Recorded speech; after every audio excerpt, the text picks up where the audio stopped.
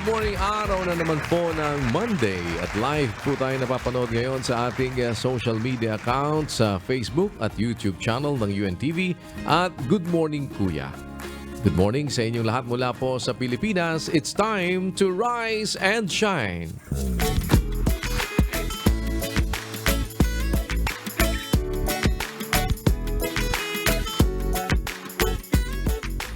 Start your day right at umpisahan po natin ito sa pamamagitan ng ating isang taus-pusong pananalangin, taimtim na pagdaing at paghiling ng awa sa Panginoon para tayo ay gabayan sa atin pong mga paggawa.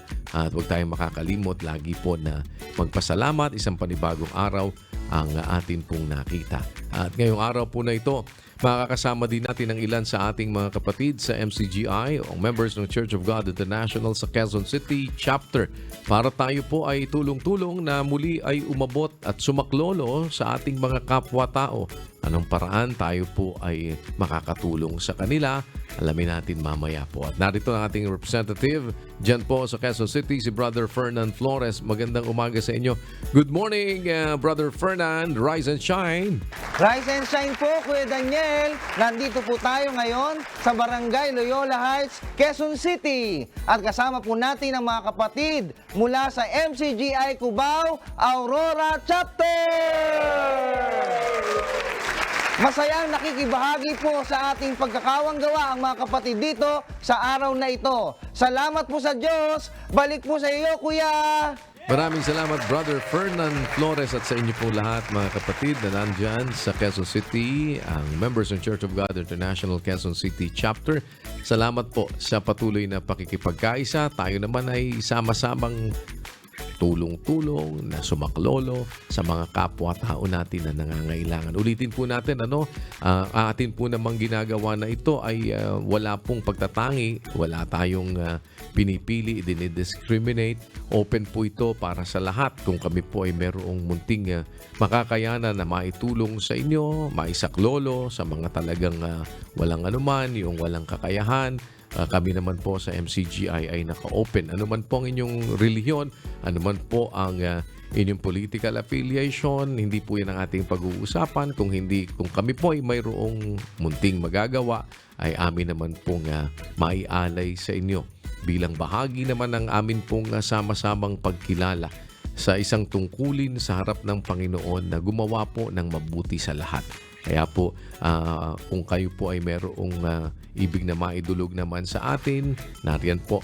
At sama-sama naman po kami sa MCGI na nagsisilbi sa ating mga kapwa-tao. Hindi lang po sa aming mga kapatid sa MCGI, kundi kung meron po kayong maaari pong magawa. Kung meron kami magagawa sa inyo, meron po tayo ding mga libreng wheelchair na ipinapamigay.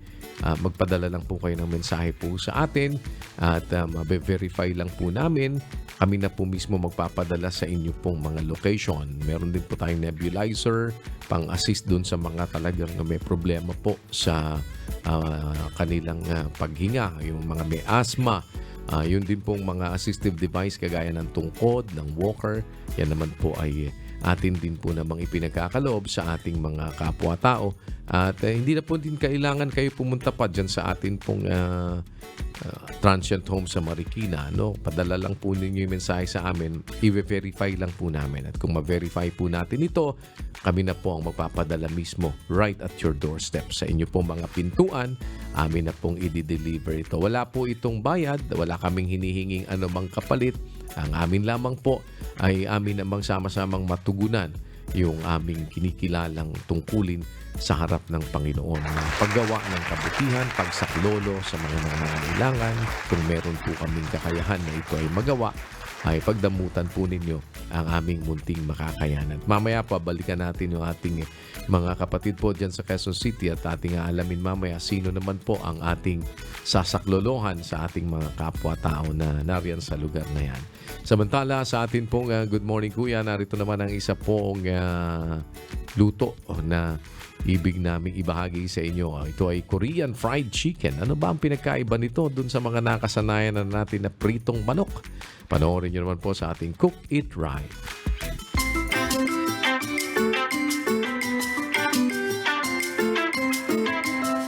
Good morning, Kuya. rise and shine mga kasambahay. Good morning, Uncle. Annyeonghaseyo, Bunso. Wow, nagkukurian ka na pala ngayon.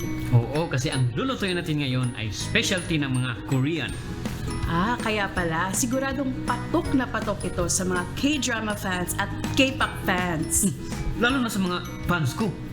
Ano mo lang ba yan? Dak Ganjung Dak Ganjung? or KFC. KFC? Korean na pala yung KFC?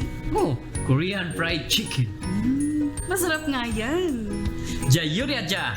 Tara, magluto na ta! Let's Cook it right! Ito ang mga ingredients. 500 grams boneless chicken thighs, cut into 3-inch long chunks. 3/4 teaspoon salt. 1/2 teaspoon ground black pepper. 1 teaspoon grated ginger. 1 teaspoon grated garlic. 1/2 cup potato starch or cornstarch. 1 liter oil. For Yangnyeom sauce, 2 tablespoons gochujang Korean chili paste, 1 teaspoon mustard sauce, 1 1/2 tablespoons of soy sauce, 2 tablespoons honey, 2 tablespoons brown sugar, 2 tablespoons vinegar, 1 tablespoon sesame oil, 1 teaspoon minced garlic, at 50 ml water.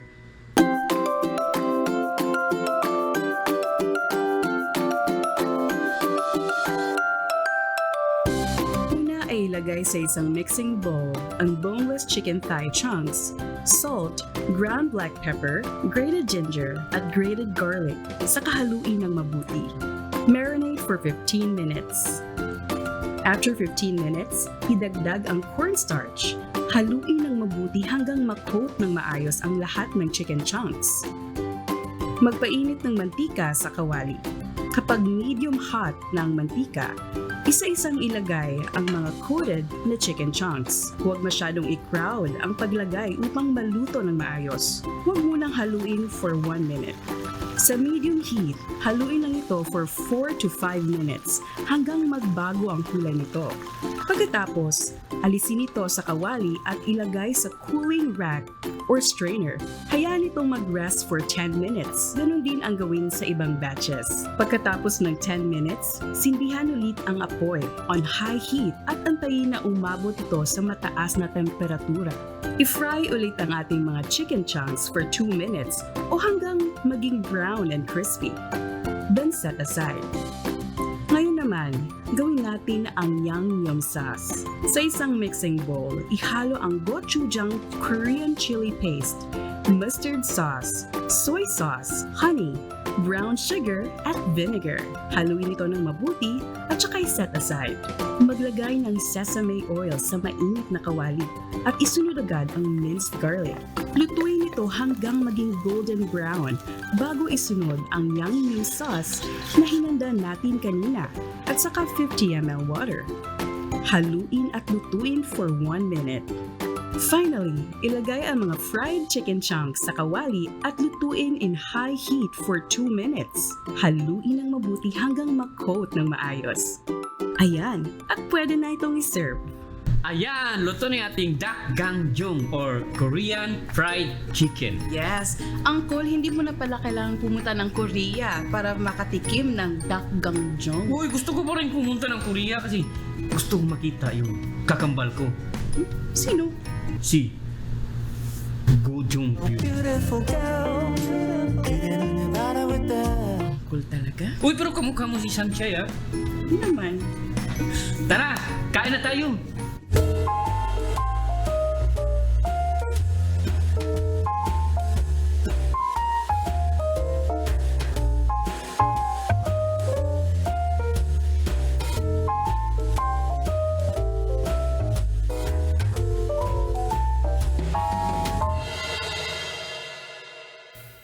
Huwag kalimutan, bago kumain, manalangin.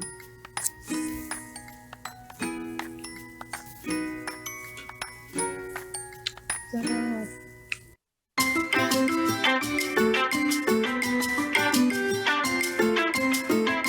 Sa atin pong Wonders of Creation, alam ba nyo na meron pong hayop na merong kakayahang mag-regenerate ng iba't ibang bahagi ng kanyang katawan? Anong hayop ito? Panoorin nyo po sa ating Wonders of Creation.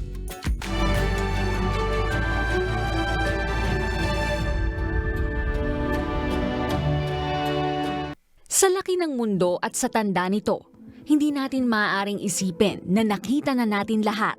Though scientists have been trying to explore Earth for years with modern technologies, new discoveries have been found at magpahanggang ngayon, may nadidiscover pang mga bagay-bagay, especially mga hayop at organisms. At alam nyo bang may nadiskubring isdang nakakalakad? Pag-usapan natin. Ang axolotl o Mexican walking fish ay hindi talaga isda. Ito ay isang klase ng salamander na isang unique species of amphibian which can be found in Mexico in freshwater lakes and ponds. Nakadagdag pa sa uniqueness ang anatomy development nito, the rare trait of retaining its larval features throughout its adult life. Experts say ito ay ang tinatawag na neoteny, which means it keeps its tadpole-like dorsal fin, which runs almost the length of its body. Ang mabalahibo nitong parang galamay sa likod ng ulo ay ang kanyang gills. Ang life expectancy ng mga axolotl ay 12 to 15 years kung maaalagaan ng mabuti, kasi ang axolotl ay madaling maging pets. Ang kamangha-mangha pa sa hayop na ito ay they can regenerate body organs and lost limbs up to 5 times at 1,000 times more resistant to cancer kaysa sa mga mammals. Hindi rin silang ngumunguya. Hinihigop lang nila ang kanilang pagkain. Ang breeding ritual nila ay may sayaw at nangingitlog din for reproduction. Hindi nauubusan ng mundo ng mga bagay na nakakapagpabangha sa atin. Ito ang mga likha na hindi lang nilikha para sa function nito, kundi sa aesthetic din. Ito'y nagpapatunay sa lawak ng kaalaman at karunungan sa likod ng mga likhang ito. Tumingin lang tayo sa ating kalikasan, ang mga malalaki at mga maliliit. Lubos nating ma-appreciate ang wonders of creations.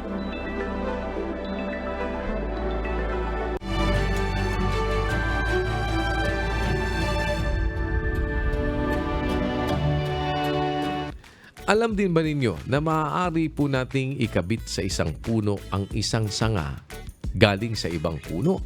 Ang tawag po nila dyan ay tree grafting. Pero paano itong nangyayari? Panoorin niyo po sa ating Now You Know.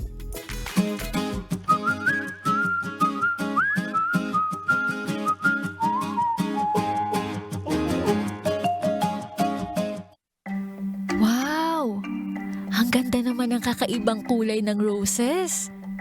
Alam ba ninyo na ilan sa mga roses na may kakaibang kulay ay resulta ng grafting? Ang grafting ay ang pagsasanib ng dalawang halaman upang gawing iisang halaman. Isinasagawa ito sa pamamagitan ng pagtatali ng sanga mula sa magkaibang halaman para maging isa at magbunga. Isa sa mga dahilan kaya mahalaga ang grafting ay ang pagpaparami ng halaman na maganda ang bunga. Bukod dito, sa pamamagitan ng grafting, naisasalba ang lumang halaman sa pamamagitan ng pagtatali sa bagong halaman. Dagdag pa rito, nakatutulong din ang grafting para maging mas malakas ang resistensya ng halaman laban sa mga peste. Ito ay ilan lamang sa kahalagahan ng grafting. Kaya tandaan na dapat pahalagahan natin ang bawat nilalang ng ating dakilang manlalalang. Now you know!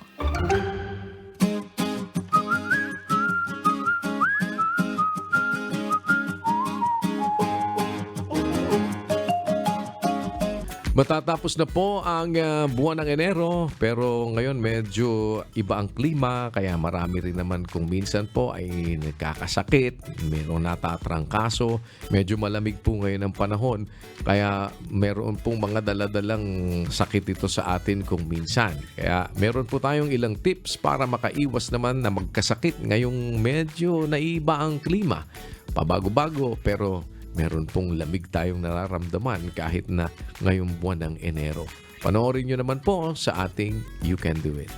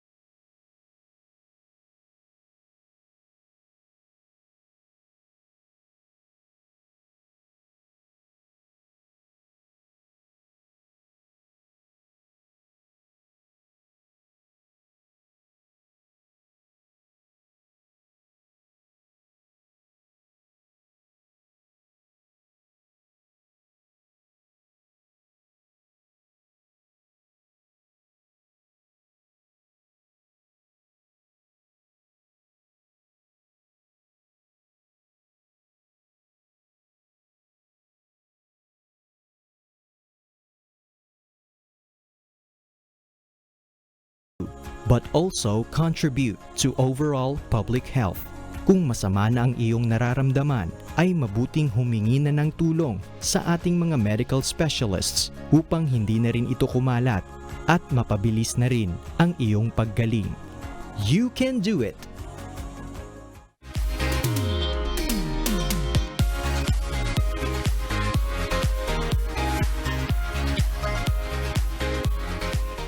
Atin na pong balikan ang ating mga kapatid dyan sa dako po ng Quezon City. Alamin natin sino po sa ating mga kababayan ang ating sama-sama po naman na sasaklolohan. Kasama ang members ng Church of God International o MCGI. Muli po, naroon naman ating representative si Brother Troy Vicente. Brother Troy, good morning, rise and shine. Rise and shine po, kuya, at sa lahat po ng ating mga kasambahay. Nandito nga po kami sa Barangay Loyola Heights, Quezon City upang magbigay ng lingap sa ating mga kapwa, particular na po sa ating napiling beneficiary sa araw na ito. Sila po ang Loyola Heights Tricycle Operators and Drivers Association or Loyola Heights TODA dito po sa Barangay Loyola Heights, Quezon City. At kasama po natin upang magbigay ng counting background po sa kanilang samahan, ang presidente po ng Loyola Heights TODA, si Sir Ricardo Batalier. Good morning po, sir. Kamusta po kayo? Good morning po. Good morning po sa lahat ng tagapanood ng UNTV. Sa inyo din, kuya. Magandang araw po. Yan, magandang araw din po sa inyo. Maaari niyo po ba kami bigyan ng kaunting background po patungkol po sa inyong samahan? Bali po, ang Loyola Heights TODA ay namamasada sa loob ng Barangay Loyola Heights sa 3rd District ng Quezon City. Ito po ay ginawa palooban ng mga eskwelahan ng Ateneo de Manila at ng Miriam College. Ayun po. Yan. Mga ilan naman po ba yung members po ng Loyola Heights TODA at ilan po yung mga tricycles po na pumaparado or pumapasada?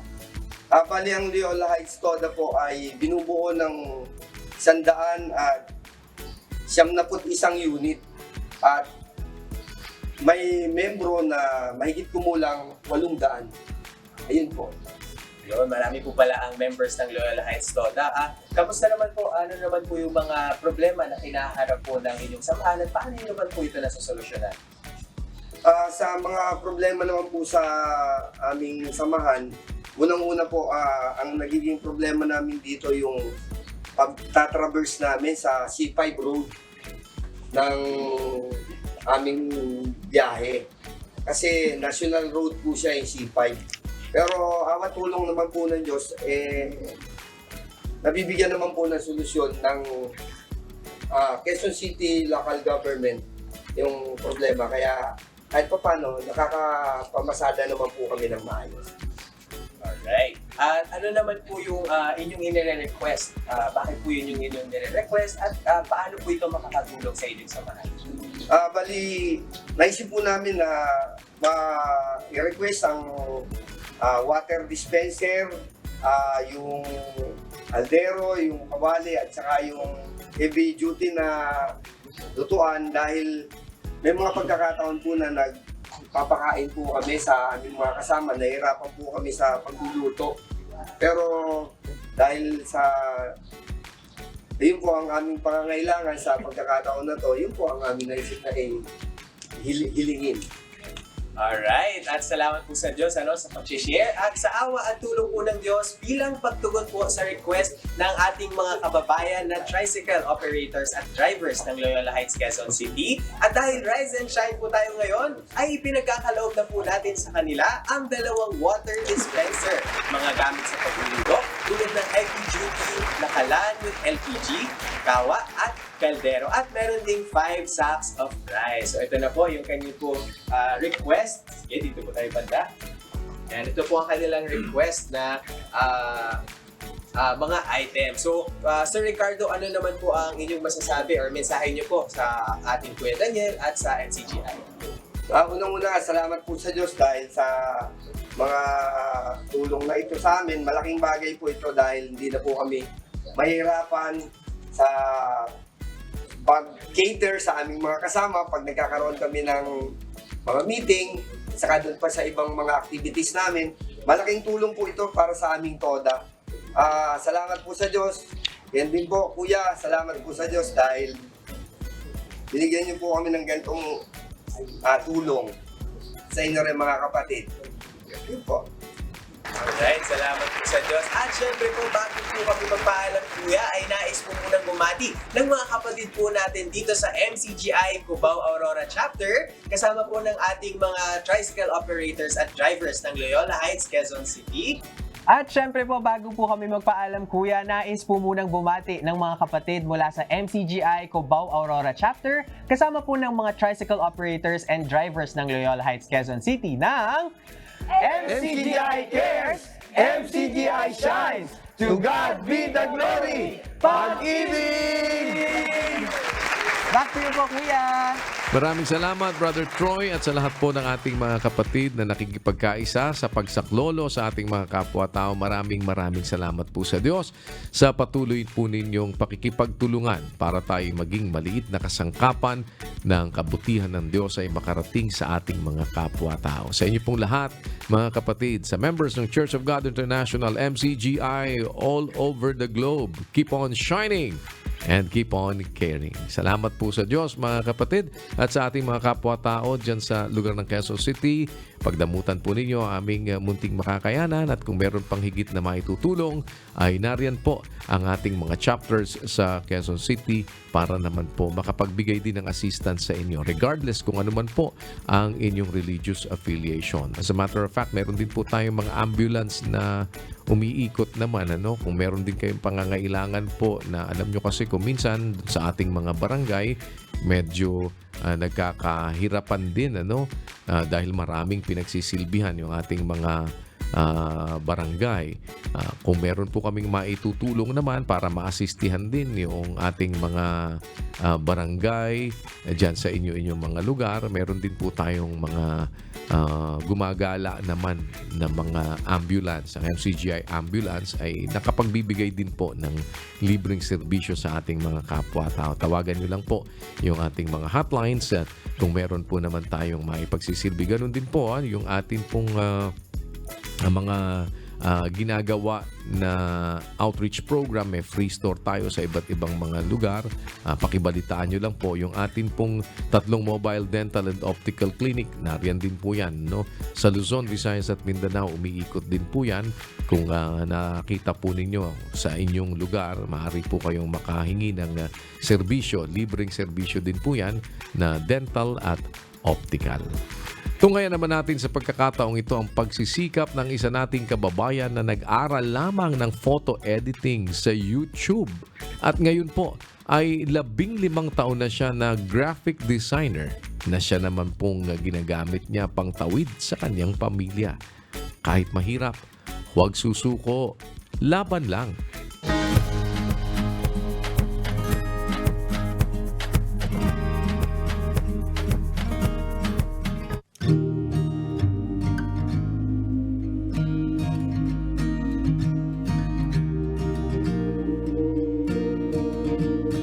Ako po si Romano Ramos, 45 years old, nakatira kami sa Imus City, Cavite.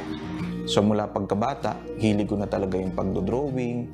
Ang talagang unang naging trabaho ko sa 2D animation sa Japanese studio. Nag-hiring sila nung way back 2001. May kaibigan ako nagsabi sa akin, bakit hindi mo itry ito? Meron namang silang training, so pwede mo siguro subukan. So sinubukan ko, nakapasok naman ako. Kaya lang ang una kong sweldo talaga noon, talaga napakaliit.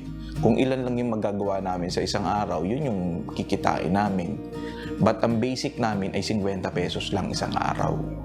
Yung graphic design naman, naipakilala siya sa akin nung kaibigan ko din. Tinuruan niya lang ako. And then everything else, self-study na lang ako. So yun na yung naging background ko. But as academically, wala talaga po akong idea. So sabi ko, bakit hindi ko kaya subukan yung field ng graphic design or ng advertising? First job ko as a graphic designer na professionally, nakapasok ako sa island ko. Actually, sinubukan lang nila ako for trial basis. Then pagsalang ko, agad nagustuhan nila yung mga gawa ko. So may sense of accomplishment din ako naramdaman na nakakatuwa din na nagustuhan nila yung gawa ko, yung design ko para sa kanila. And then yun din yung nag-push sa akin para lalo ko pang i-improve yung ginagawa ko, yung mga dinidesign ko. And then mag-research pa ako ng mag-research, mag-absorb pa ako ng mag-absorb ng mga knowledge para magamit ko sa trabaho.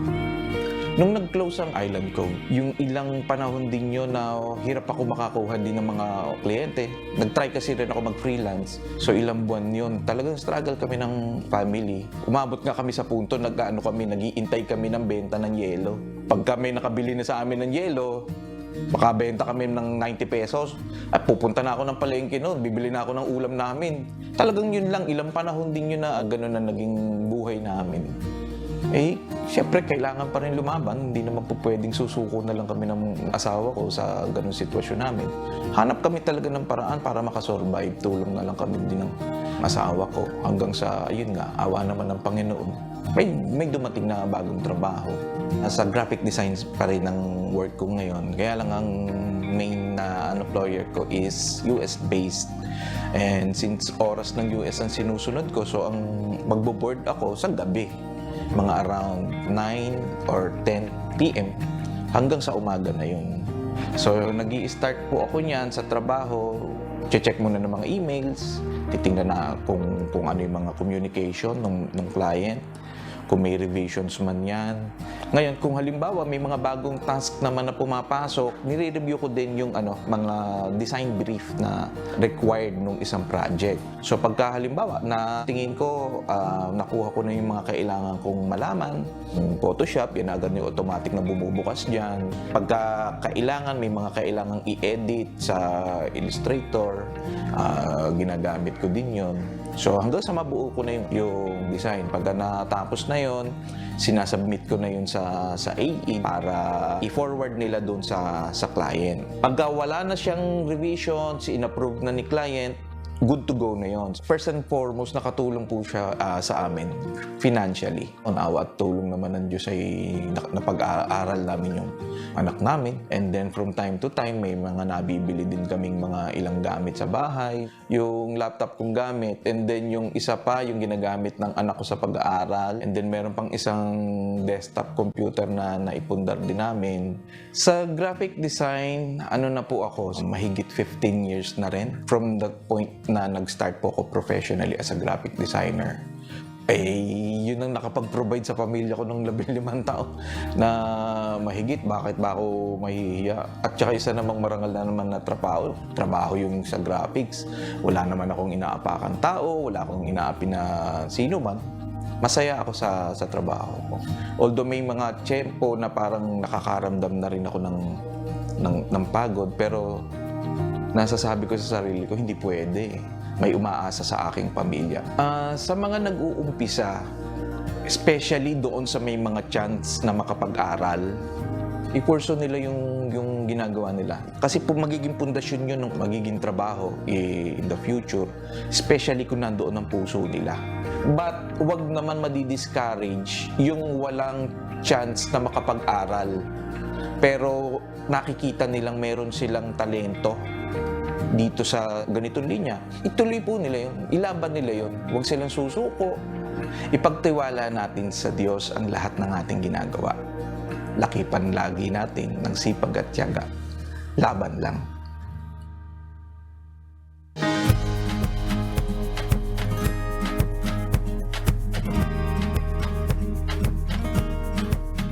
Sa ating pong viewpoint, muli nagtanong tayo sa ilan sa ating mga kababayan sa isang issue. Ito po ang issue ngayon na ating inalam naman sa kanila at sa inyo din. Ano ba ang katangian ng iyong magulang ang gustong-gusto mo? At bakit? Ano po ang inyong kasagutan? At pakinggan din po natin ang sagot ng ating mga kababayan na atin pong natanong. At tignan din natin ano ba naman ang sinasabi po ng banal na kasulatan ng Biblia na maipapayo para po sa mga magulang.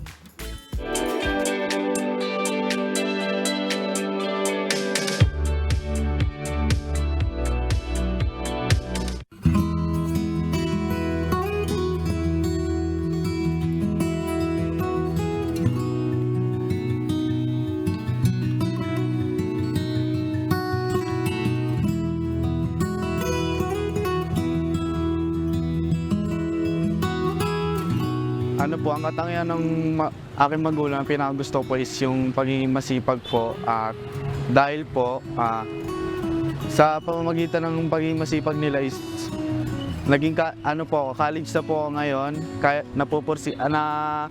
tutustusan po nila yung pangangailangan namin sa like tuition, pangangailangan sa mga project, gano'n. Tapos yung araw-araw na pagkain, sila na rin po nagastos na po. Short message ko lang po sila, mama at papa, is salamat po sa inyo kasi nandyan po kayo para sumuporta sa amin at ginagawa niyo po kami sa lahat ng aming pangarap. Yung ano po, yung pagiging maalahanin, tsaka po yung pagiging sweet sa akin araw-araw. Ako nga po, working student po ako. Lagi niya po akong binabauna ng pagkain, gano'n, ng pera. Ako. Tapos po, ang gusto ko lang po sa magulang ko, yung tinutulungan po ako rin. Opo, ginaguide po ako sa tama. Kung pag nakapagtapos naman ako, makakatulong naman ako sa inyo eh. Kahit, hindi pa ngayon, pero makakapag naman ako eh.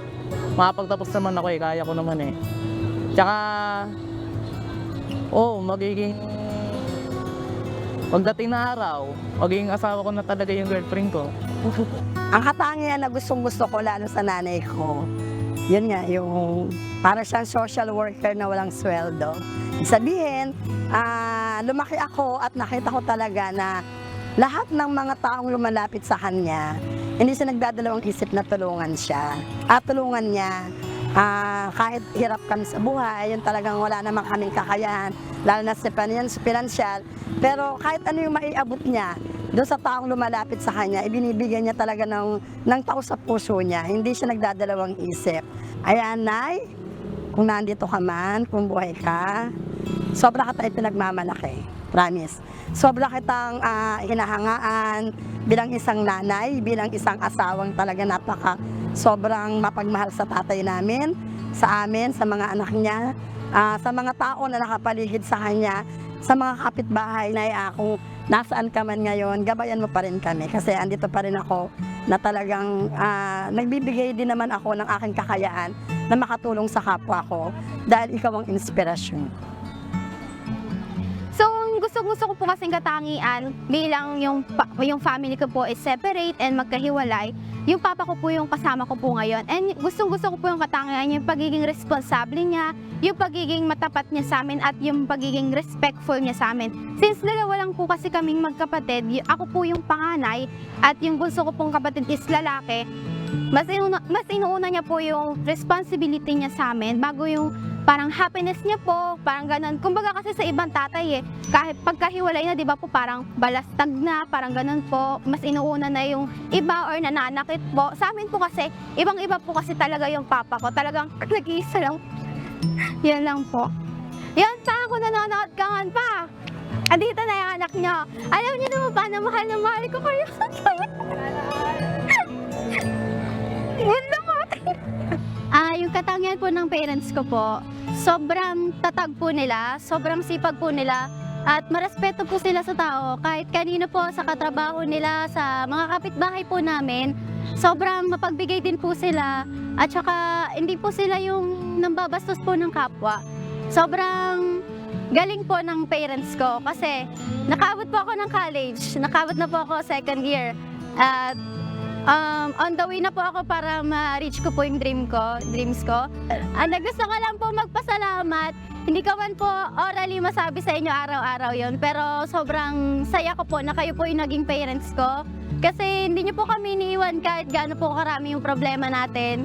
Sobrang thankful po dahil nandyan kayo lagi para sa amin, para supportahan yung mga needs naming magkakapatid.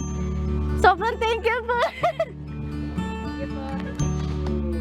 Para ho sa amin, napakabait ito ng mga magulang namin. Masipag po sila. Talagang hindi kami pinababayaan. Kami ginugutom. Oo. Kaya po kami, pero niraos po nila kami. Kaya ngayon po, sobra din po kaming nagmahal sa kanila. Nalagaan din po namin sila. Kasi kung ano po yung ginawa ng magulang namin, ganun din ang gagawin namin sa kanila dahil may edad na rin po sila. Ayun po. Message ko lang po sa akin mga magulang. Sana po, bigyan pa po sila ng habang pambuhay. Na makasama pa namin sila rin matagal. Ma, pa, mahal na mahal ko kayo. Maraming salamat sa sakripisyo niyo sa amin. Sana, pagbalik niyo doon, pag uwi sa Bisaya, bumalik pa uli kayo dito. Ito lang po. Genetics. Ito ay ang branch ng science na nag-aaral patungkol sa pagsasalin ng mga katangian ng magulang patungo sa kanilang mga anak at sa mga susunod na saling lahi. Ang mga katangian na ito na sinasabing na ipamamana ng mga magulang sa kanilang mga anak ay maaaring pisikal at maaari rin naman na pag-uugali. Pero ano kaya ang maipapayo ng Biblia sa mga magulang patungkol sa katangian na dapat ipamana o ituro sa kanilang mga anak? Ang ganap na taong lumalakad sa kanyang pagtatapat, mapalad ang kanyang mga anak na susunod sa kanya. So, pangunahing obligasyon ng magulang, lumakad ka sa pagtatapat. Yun ang pangunahin nating obligasyon. Hindi ang pangunahin nating obligasyon para maging mapalad yung ating anak. Mag-aral ang anak, makatapos. Kahit magwalang hiya ka. Ha? Kahit na ikaw ay magwalang hiya, basta mapatapos lang ang anak mo. Mapalad ba yung anak mo? Ang mamamana nun, kawalang hiyaan din. Hindi naman kasi ang pagiging mapalad ng anak, kung nakatapos. Hindi, kahit hindi nakatapos. Kung ang naging magulang mo'y ganap na taong lumalakad sa pagtatapat niya sa Diyos, mapalad ang kanyang mga anak na susunod sa kanya. Yun ang hindi matututulang salita ng Diyos. Kaya ang pangunahing obligasyon ng magulang, ang makatarungan, magpakamatuwid kang magulang. Lumakad ka sa pagtatapat sa Diyos, yun ang pangunahin. At ikaw naman anak, para makatarungan, susunod ka naman sa katapatan ng magulang mo. Kasi ang ganap na taong lumalakad sa pagtatapat, mapapalad ang kanyang mga anak na susunod sa kanya. Ayun, yun ang susundan mo, yung katapatan ng iyong magulang. At yung magulang, dapat namang sumunod din sa Diyos. Ano ang gagawin ng magulang sa anak? Ang sabi ng Biblia, turuan mo ang bata sa daan na dapat niyang lakaran. Upang kung tumanda siya ay huwag niyang hiwalayan. Bata pa, pinapaturuan na sa atin ng ating mga anak. Turuan mo ang bata sa daan na dapat niyang lakaran. Pagka tumanda man siya, hindi niya hihiwalayan. Yun. Ano yan makatarungan din yan Bakit? Yung pagtuturo sa anak, alam nyo yung mga mestra sa eskwela, nagsusunog ng kila yun para maturuan ng mga bata. Merong mga mestra natitibi sa konsumisyon Ang pangkaraniwang sakit ng mga teacher sa Pilipinas, TB. Tuberculosis. Bakit? Natutuyo sila dahil sa pagtuturo sa mga bata, sa konsumisyon sa bata. Pero palibasa, hanap buhay nila yon. Matiyaga silang nagtuturo. Marami silang tinitiis na, merong mga bata kasi, halimbawa, 50 yung estudyante mo, 50, merong mga rebelde dyan, may galing sa iba-ibang pamilya, merong mga bastos. Kaya, ang konsumisyon ng mestra, napakarami Kaya yung mga bata, mahirap ang magturo Pero, obligasyon ng magulang yun, tuturuan mo yung bata, tuturuan mong manalangin, tuturuan mong gumalang sa matatanda, tuturuan mo sa pakikipaglaro sa kapwa bata, tuturuan mo. Hindi naman ang ituturo mo, pag sinuntok anak, basagin mo pagmumukha, hindi gano'n. Ang ituturo mo yung aral at batas ng Panginoon, sabi sa Biblia. Turuan mo ang bata sa daan na dapat niyang lakaran upang kung tumandaman siya, huwag niyang hihiwalayan. So may obligasyon ang magulang sa anak, pagtuturo ng daan na dapat niyang lakaran. It is our main obligation as parents. Turuan natin ang ating anak mula sa pagkabata. Para kung tumanda na siya, nandun na siya sa daan. Hindi na siya hihiwalay dun sa daan na yon. Yan ang obligasyon. Makatarungan yan ng mga magulang na maglagay ka ng oras para maturuan ng anak mo. maglagay ka ng concern para maturuan ng anak mo.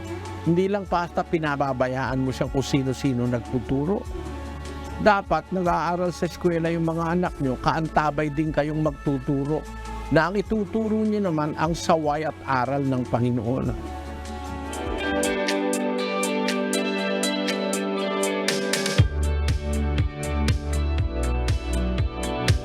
Sa atin pong patuloy na layuning makahikayat na bawat isa sa atin ay gumawa ng kabutihan, magpakita, padama ng pag-ibig sa kapwa. Kung tayo mayroong pagkakataon, wag nating palampasin. Muli po, nagsagawa tayo ng isang social experiment. Panoorin po ninyo.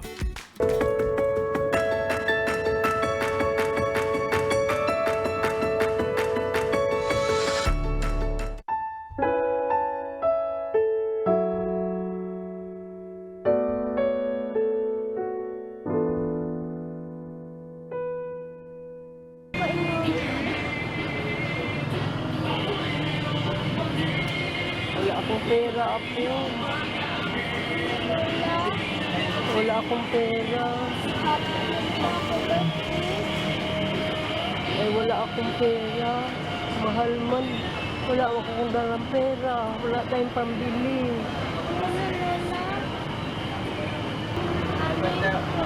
Wala po akong pambili, sir. Wala akong pera. Sa inyo, ma'am. Wala mo akong pambili, sir. Gusto daw po niya iinom. Gusto daw po niya aminaw. Wala man akong pambili. Sa may mo, ma'am. Yung mama mo sa inom po ka, ma'am. Kailan na mo? Kahit yung apo ko na lang po. Asa na, ma'am? Inom mo doon. Iinom daw po siya. Wala akong pera pambili. Grabe.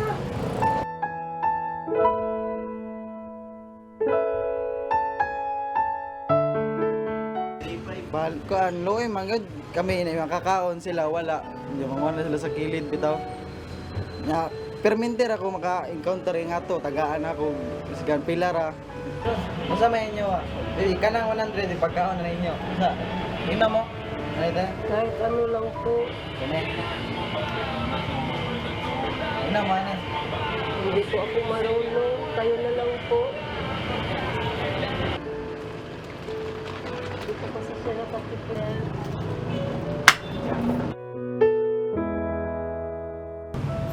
Trabante na may diri pero dili mi daho. Ikaw gay mo first move gay na may imoy kabuga sila wala siya kabayad moto dagaan na may ato Salamat po, sir. Salamat po sa Diyos, sir. Pag magkapera po ako, babayaran ko kayo. Salamat po.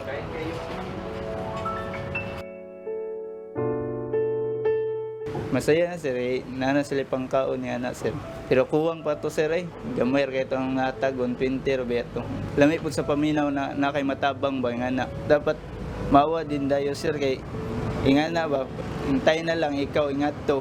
Kung nay imong kahatag, mabawi po na sa imuha kay Ginoor ba mo kuan sa to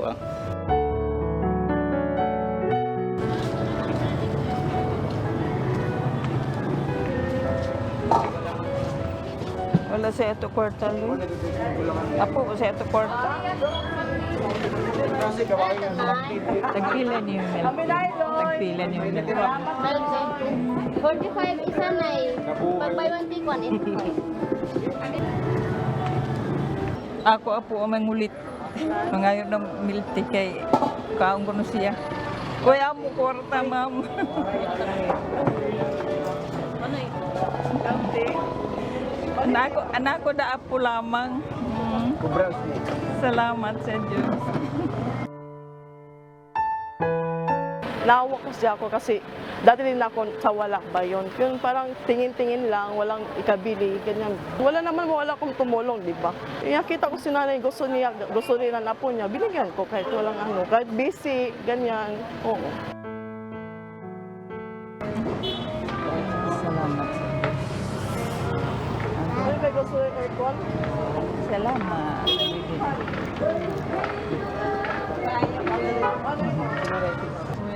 Ma'am, Salamat sa Diyos. Hindi lang sa pamilya ko na doon ako mag-focus ng tulungan sa ibang tao rin. Yung mga kailangan tulong ko. Yun. Hindi naman kawalan tumulong sa mga negosyante. Tumulong ka, hindi naman yung malaking halaga, di ba, na tumulong sa ibang tao. Importante, nandyan pa ang kapital at saka kinansya mo. Makapasa. Kaya kung ako mayaman lang talaga ako, why not, di ba?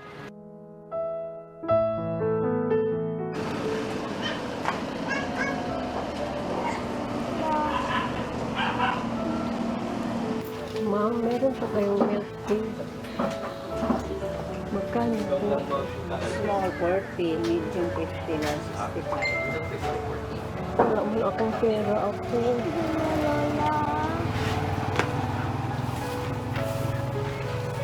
Ay, ito lang na. Daan lang ka na ko na yan. Kadala lang na. Salamat po, Ay ma'am. na lang na. Ay na lang. Salamat po sa Diyos. Nalipay ko nga nakahatag ko sa ilaha. Lagi siya magbayad ato mo. Mabuwasan pa ang kita niya. Okay lang. Balag ka to sildo. Okay lang sa ako At least nakatabang ko sa apo ni nanay. Bayaran ko na lang po. Salamat po sa Diyos. Mutabang kita sa ilaha. Dili na to ignon nga. Ay wala ana.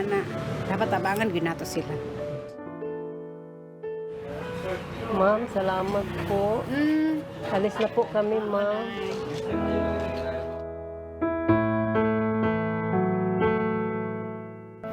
Pag magkapera na lang tayo, saka tayo babalik dito. Sa susunod na lang pag may pera na tayo, babalik tayo dito pag may pera na ako. Wala kasi ako dalang pera. Ma'am.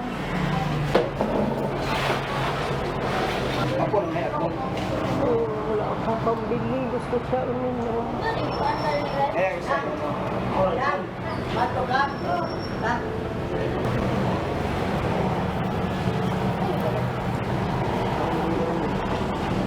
Sir, salamat po sa Diyos, sir. Hindi pa po kasi siya nakainom. Salamat po, sir.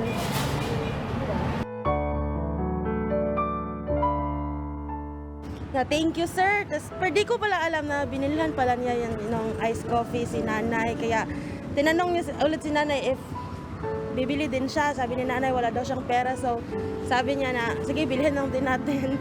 Yun ang magana na Wala po kong pera.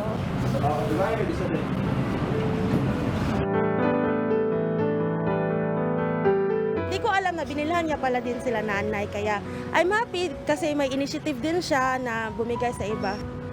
Feel ko lang. Tapos parang si God naman nagbabayad sa amin. Hindi naman, as long as nakakabibigay nung sa amin, tapos happy sila, then that's okay. As long as you have the capacity to share, then it's good to share with other people because the blessing, the more you give, the more you get as well.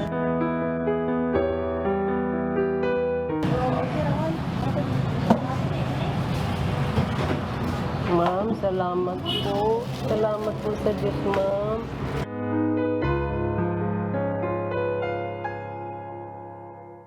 It's probably good to share because di natin alam yung blessings na babalik sa iyo. Maybe it would be a much more blessing or much more opportunities for you.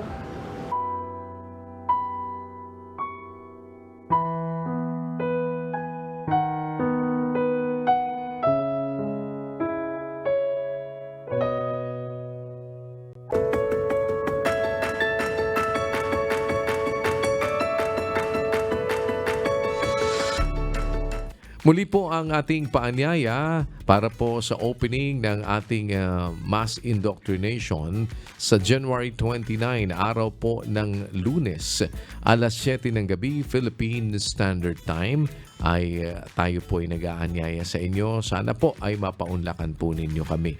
Ang ating pong Rise and Shine segment ay inyo po namang mapapanood every Monday, 6 o'clock in the morning, At yan po ay dito po sa UNTV. Yan po ang ating Rise and Shine segment sa Good Morning Kuya program. Ang patuloy po nating public service dito po sa Serbisyong Bayanihan Monday to Friday ay inyo po namang masasaksihan. At ang atin pong MCGI Clinic every Friday dyan po sa number 141 E. Rodriguez Avenue, Marikina City. Registration time is 5 in the morning to 9 o'clock in the morning. Ngayon po ay araw ng Lunes, kaya mamaya pasimula na po, ulitin natin ng ating po mass indoctrination. Sana po ay magkita-kita po tayo. Alas 7 po naman yan ng gabi. Maraming salamat po minsan pa sa inyong naging pagantabay sa atin. At hindi pa po tapos ang programang Good Morning Kuya.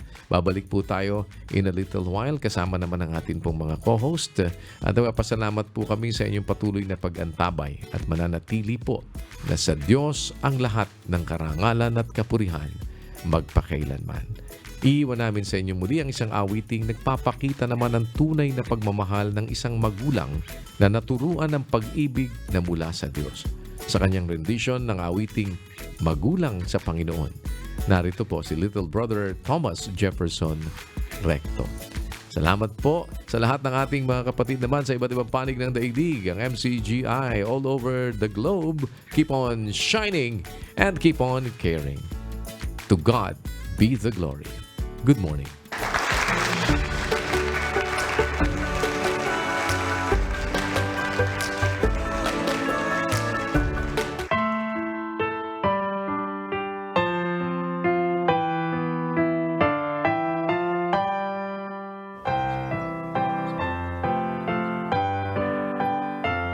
Lagi kang nag-aalala nang di ako mabalisa.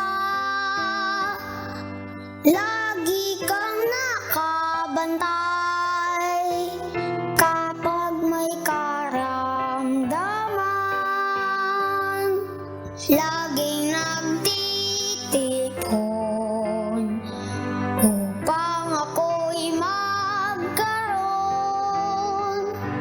Lagi kang nagpapagal para sa aking kaligtasan. Palagi kong tatandaan sa aking puso't isipan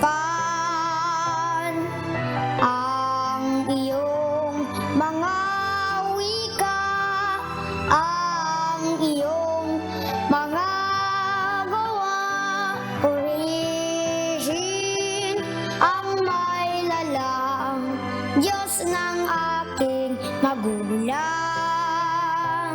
Salamat at meron magulang sa Panginoon.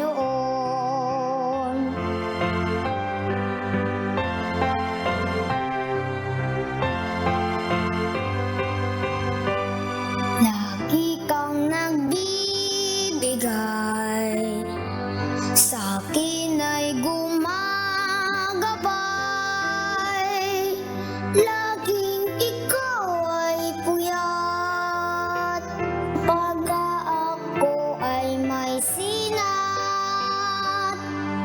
Lagi kang may luha upang ako'y may tuwa. Laging nahihirapan nang ako'y maalwanan. Palagi kong tatandaan sa aking puso't isipan ang iyong mga wika, ang iyong mga gawa. Purihin ang may lalang, Diyos ng aking magulang. Salamat at mayroong magulang sa Panginoon.